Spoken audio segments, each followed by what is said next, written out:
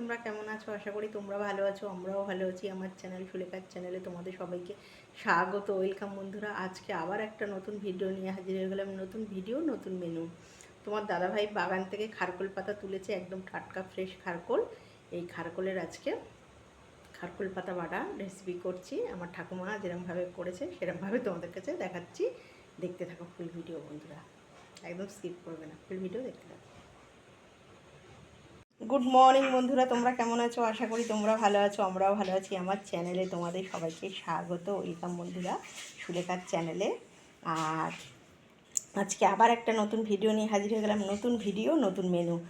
সবাই জানো খারকোল, এই যেটাকে খারকোলও কেউ বলে, কেউ আবার কি আরেকটা কি কথা বলে, কি ঘাটকোল না কি, ওটা আমি ঠিক জানি না। আমাদের বাড়িতে এটাকে খারকোল বলে। আজকে বানাচ্ছি বন্ধুরা খারকোল বাটা।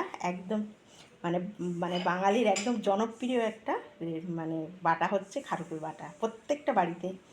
এটা কিভাবে বানাই তোমরা রেসিপিটা দেখতে থাকো বন্ধুরা, স্কিপ করো না। কড়াই বসিয়ে দিলাম। এবারে কড়াইতে অল্প করে আমি জল দিয়ে দেবো। আমি যেরকম প্রসেসে খাই বন্ধুরা তোমাদের সেটাই দেখাই। এই যে অল্প করে জল দিয়ে দিলাম। জলে দিয়ে দিচ্ছি লবণ, লবণ দিয়ে দিচ্ছি। কেন এই কচু, এই যে লবণ দিয়ে দিলাম অল্প করে। এবার জলটা গরম হোক। কেন আমি তো এইভাবে খাই না বন্ধুরা, আর কচু ঘেঁচুর জিনিসটা তোমরা জানবে মানে ভালো জায়গাগুলো হয় না, ঠিক আছে? ওই জন্য সবসময় এগুলোকে পুরো একটু হাইজিনিক করে খাওয়া উচিত। একটু গরম জল হোক, তারপরে পাতাগুলো দিয়ে দেবো, খারকোল পাতাগুলো। আচ্ছা, এই এবারে দিয়ে দিচ্ছি খারকোলের পাতাগুলো, দিয়ে দিচ্ছি ডাটা পাতা সব একবারে দিয়ে দিচ্ছি। একদম ভালো করে, কি বলো তো বন্ধুরা, ভালো করে ধুয়ে বেছে নিতে হবে। কেন, যেহেতু বর্ষাকাল তো খুব ভালো করে তোমার দেখে নিতে হবে। এই যে একটু গরম জলে লবণ জল দিয়ে একটু ভাপ দিয়ে নিলাম। এবার এটা ফেলে ঠান্ডা করে তারপরে মিক্সিতে দেবো। একজনেরা এটা ভাজা করেও বাটে, বুঝলি তো? আমরা এইভাবে করি, বুঝলে। আমার কাকু আবার করতো কি, তেলে ভালো করে ভেজে করতো। এই যে হয়ে গেছে। এবার গ্যাস বন্ধ করে এটা ছেঁকে নেব, ছেঁকে তুলে নেব, ঠিক আছে?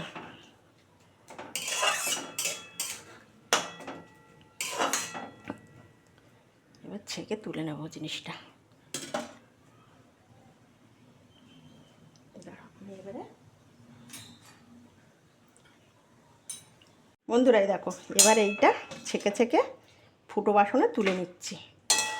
কেন বলো তো, তাহলে জলটা ঝরে যাবে আর ঠান্ডা হয়ে যাবে। ঠান্ডা হলেই তবেই মিক্সিতে দেবে, নাহলে কিন্তু দেওয়া যাবে না, নাহলে মিক্সি নষ্ট হয়ে যাবে। এই যে এরমভাবে সব তুলে নেব। মিক্সি জার নিয়ে নিয়েছি, একদমই দেখো ধোয়া মোছা মিক্সি জার। তার সঙ্গে এবার দিয়ে দেবো মিক্সি জারে কাঁচা লঙ্কা আর পাকা লঙ্কা আর একটা গোটা রসুন। এই যে দেখো, একদম আমার ঠাকুমা যেভাবে বানাতো আমি সেইভাবে তোমাদের দেখাচ্ছি, বুঝলে বন্ধুরা। আর এখানে একটা গোটা পেঁয়াজ কুচিয়ে নিয়েছি, এই একটুখানটা দিলাম এর মধ্যে। এবার দিয়ে দেবো হচ্ছে কালো জিরা। আর এইটা এই মানে এই সব পাতা ফাতা বাটা খেলে শরীরের ব্যথা বেশি অনেক কমে যায়, বুঝেছো তো? এই দেখো, 1 চামচ কালো জিরা দিলাম, আরেক চামচ কালো জিরা দেবো, 2 চামচ কালো জিরা দিয়ে দিলাম। হয়ে গেল। এবারে আমি দেবো হচ্ছে একদম ঠান্ডা করা পাতাগুলো দিয়ে দেবো। এই যে মিক্সি জারে ঠান্ডা করা পাতাগুলো দিয়ে দিচ্ছি। একদম ঠান্ডা করে নেবে, নাহলে মিক্সি জার নষ্ট হয়ে যাবে, বুঝলে তো? পুরো ঠান্ডা হয়ে গেল। বন্ধুরা দেখো কত সুন্দর করে মিক্সিতে পেস্ট করে নিয়েছি। এবার কড়াই বসিয়ে দেবো। এবারে গ্যাসটা জ্বালিয়ে দিলাম, কড়াইটা গরম হোক, তারপর তেল দেবো। এবারে গরম হয়ে গেলে তারপর তেলটা মিক্সিতে পেস্ট করে নিয়েছি। বন্ধুরা কড়াই গরম হয়ে গেছে, সর্ষে তেল দিয়ে দিচ্ছি। আর এটা কি বলো তো বন্ধুরা, এটা তোমরা চাইলে সাদা তেল দিয়ে করলে করতে পারো, কিন্তু সর্ষে তেল দিয়ে করলে টেস্টটা খেতে ভালো হয়, বুঝলে। এইসব বাটাবুটি চেষ্টা করবে সর্ষে তেল দিয়ে করার, তাহলে টেস্টটা ভালো লাগে। তেল গরম হয়ে গেছে, এবার অল্প করে এই যে ছোটো চামচের 1 চামচ আবার কালো জিরা দিয়ে দিলাম। কালো জিরা ফ্লেভারটা খুব ভালো লাগে।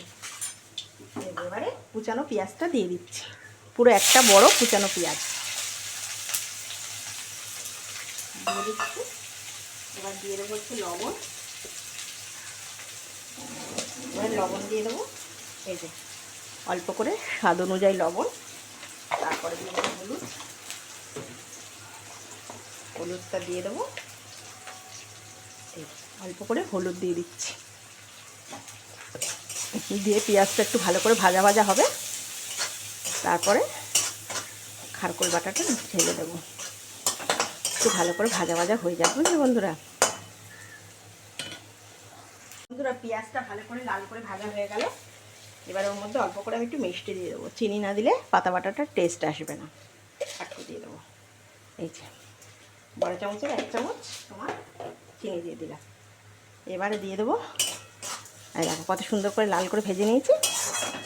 এবারে দিয়ে দেবো পাতা বাটাটা, এই যে মিক্সিতে করা পাতা বাটাটা। দাঁড়া কাঁচি কাঁচি চামচ দিয়ে দিই।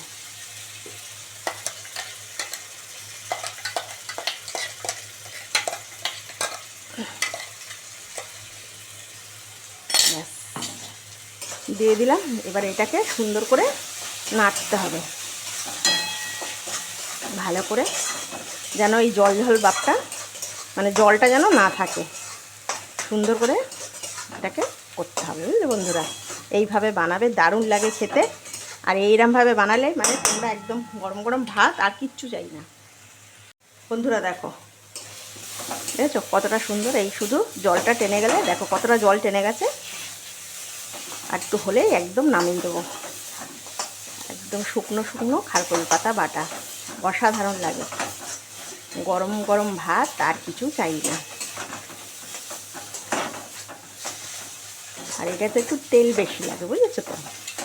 আর একটা কথা, আমরা যেহেতু একটু লঙ্কাটা বেশি খাই, তাই একটু লঙ্কাটা বেশি দিয়েছি। তোমরা কম খেলে কম দেবে। আমরা একটু লঙ্কাটা বেশি খাই, বুঝলে। একটু হোক, তারপরে তোমাদের কাছে নিয়ে খেয়ে। বন্ধুরা একদম রেডি হয়ে গেল খারকোল পাতা বাটা। এইভাবে খাবে, আর একদম দারুণ একটা রেসিপি তোমাদের কাছে শেয়ার করলাম।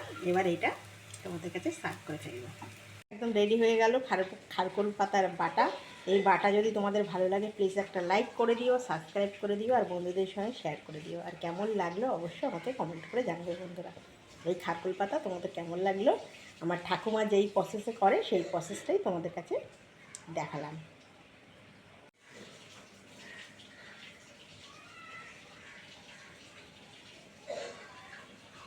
বন্ধুরা একদম রেডি হয়ে গেল খারকোল পাতা বাটা। এই পাতা বাটা যদি তোমাদের ভালো লাগে, প্লিজ একটা লাইক করে দিও, সাবস্ক্রাইব করে দিও, আর বন্ধুদের সঙ্গে শেয়ার করে দিও।